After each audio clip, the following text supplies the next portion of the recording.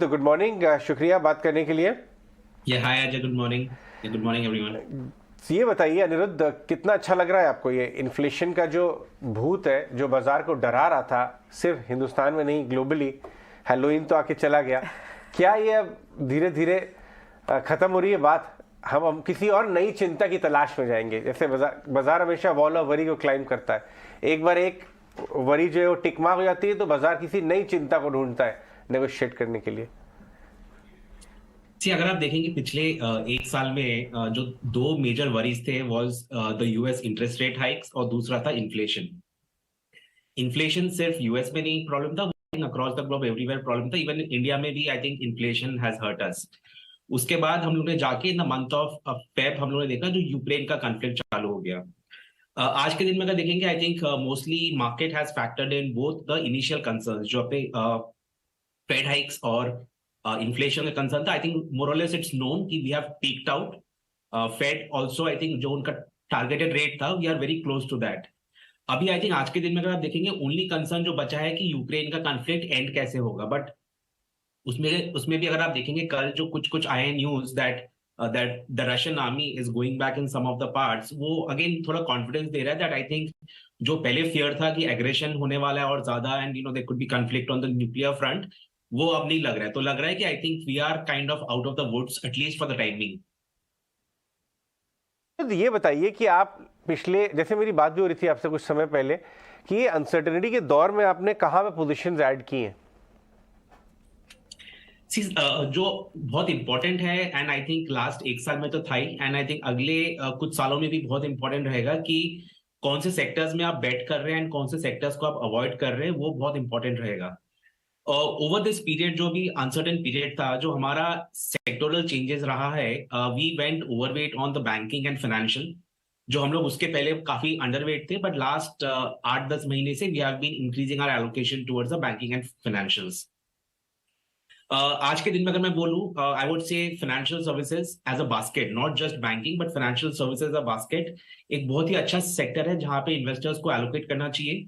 उसके अंदर में मैं जो सब सेक्टर्स बोलूंगा, आई विल से insurance, asset management, the retail lending and NBFCs. ये जो चार सेक्टर है, सब सेक्टर्स विद इन फाइनेंशियल, वहां पे काफी दिख रहा है ग्रोथ आने वाला है। दूसरा जो सेक्टर था जो we have been very bullish and even now as we speak we are very bullish is your industrials and defense manufacturing. I'm sure आपके चैनल पे बहुत लोग आके बोले हैं कि defense is a big opportunity. I think we are just at the initial stage of it. मतलब I think काफी लोग बोलते हैं कि डिफेंस स्टॉक्स बहुत भाग चुके हैं। I think is it over? मैं बोलूंगा अगर आप अगले 3 साल 5 साल का विजन देख के इन्वेस्ट करना चाहते हैं तो defence is just at the beginning of the measure of cycle. Industrials में आइडिया इज डोमेस्टिक मैन्युफैक्चरिंग। जो डोमेस्टिक मैन्युफैक्चरिंग इंडिया को आई would say is giving you that 6-7% kind of a growth in the next couple of years. वो आपको definitely जो industrials and domestic manufacturing है उधर से आने वाला है। और तीसरा जो बहुत मेजर हमारा एलोकेशन रहा है इज द कंजम्पशन। नाउ हम लोग ऑल ओवर द वर्ल्ड बातें करते हैं कि स्लो डाउन होने वाला है and you are going to see the D growth. On the country हम लोग बात करते हैं कि इंडिया में 6% ग्रोथ आएगा या 7% ग्रोथ आएगा। अगर आप जाके कंजम्पशन पैटर्न्स देखें, I think autos, the real estate, any of the high ticket consumption, I think बहुत स्ट्रॉन्ग कंजम्पशन डिमांड रहा है। गोल्ड का कंजम्पशन देखेंगे, फोर व्हीलर्स का कंजम्पशन देखेंगे, the holidays, the hotels, I think consumption is very very strong. Consumption में दो parts में मैं डिवाइड करूंगा, एक है जो अर्बन कंजम्पशन है, दूसरा है जो एग्री कंजम्पशन है। Urban consumption has been doing very well, will continue to do well. जो एग्री कंजम्पशन है वो थोड़ा वीक रहा है लास्ट एक साल। यहां से post monsoon with kharif crop harvest and also considering कि अभी हम लोग इलेक्शन 2024 की ओर जा रहे हैं, मुझे लग रहा है ये जो एग्री कंजम्पशन है वो भी पिकअप करने वाले हैं बिग बिग वे। सो ये तीन हमारे ब्रॉड फोकस एरिया है आज के दिन में, which is banking and financial services, industrial and defence, और तीसरा है कंजम्पशन। Right, morning Anirudh. आपने कई सारे स्पेसेस पे बहुत ही क्लियरली डिटेल में कई सारी बात बताई जो आपको बड़े ट्रिगर्स लगते हैं, लेकिन आपने एक स्पेस जो सबसे पहला बात किया, फाइनेंशियल, एनबीएफसी, रिटेल लेंडिंग, और आपने इंश्योरेंस का भी जिक्र किया। इंश्योरेंस में अगर आप थोड़ी और क्लैरिटी दे पाएं कि यहाँ पर आपको क्या पसंद आ रहा है, क्या बड़े ट्रिगर्स दिख रहे हैं आपको? See, इंश्योरेंस में जो what had happened is during COVID, the awareness for people had changed. पहले टिपिकली अगर आप देखेंगे इंडिया में insurance was always seen, insurance used to get blended with investment. तो इसलिए हमारे उस टाइम पे काफी सारे जो इन्वेस्टमेंट एंड इंश्योरेंस प्रोडक्ट्स जो कंबाइंड होते थे वो ज्यादा पॉपुलर हुआ करते थे। पैंडेमिक में लोगों को पता चला है कि you need to have health insurance, you need to have the term plans, and that is where अगर मैं बोलूंगा कि अवेयरनेस बहुत इंक्रीज हो गया है।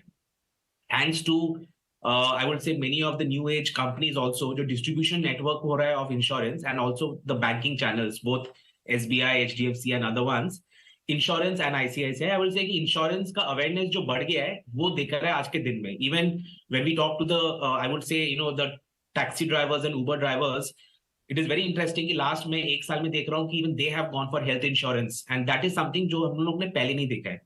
Penetration wise we are very low and scope बहुत ज्यादा है वहां पे।